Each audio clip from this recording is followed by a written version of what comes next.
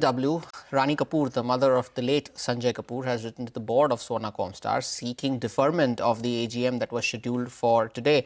Now, she alleges coercion, misuse of documents and attempts to usurp the family legacy after the death of her son. Parikshit is joining in with more on this. Parikshit, what are the latest developments here? What is in that letter that Rani Kapur has written to the board of Sona Comstar?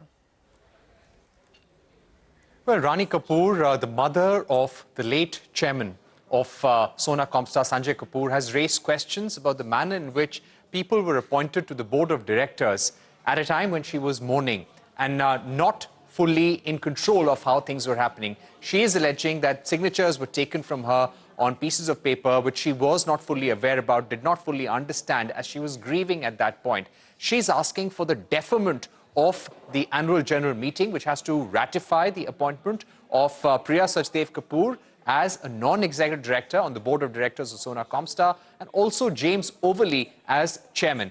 She's saying that she wants to get her hands on all the letters, all the documentation to understand why these people have been appointed to these positions. So she is contesting this, and she is saying that in case this AGM is not deferred, and the AGM goes ahead and takes decisions to ratify these appointments of Priya Sachdev Kapur, then she will have no choice but to take legal action.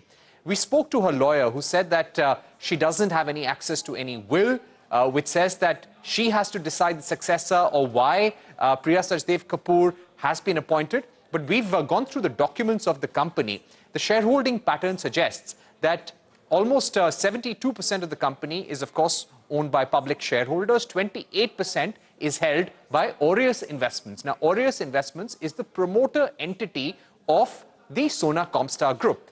And Sunjay Kapur was the director or was the head of this entity, Aureus Investments.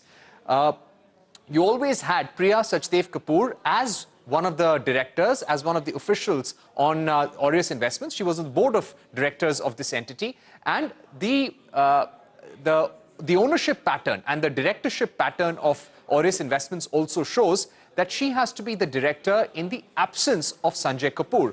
Now, the board has actually taken a decision to appoint her because she was heading the promoter entity Aureus Investments. Rani Kapur, so to say, has about 79 shares in Sona Comstar altogether. So, legally speaking, currently, she doesn't seem to have a stake in the company unless she has some sort of will or documentation to prove that she has to decide who Sanjay's successor has to be. But we must tell our viewers that Priya Sachdev Kapur has been appointed as a non-executive director, someone who will be a part of the Corporate Social Responsibility Committee. She does not have a day-to-day role in the running of the company. Even Sunjay Kapur was a non-executive chairman. He did not have a day-to-day role in the running of the company.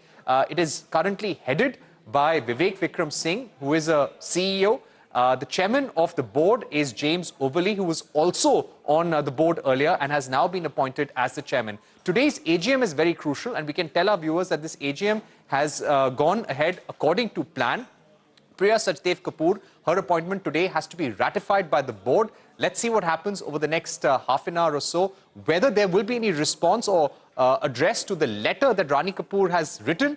That remains to be seen, but any decision on that will be taken by the company because the letter has been addressed to the company, not to Priya Sachdev Kapur directly. Priya Sachdev Kapur, we believe, is also attending this AGM, which began at 1 p.m. in the afternoon.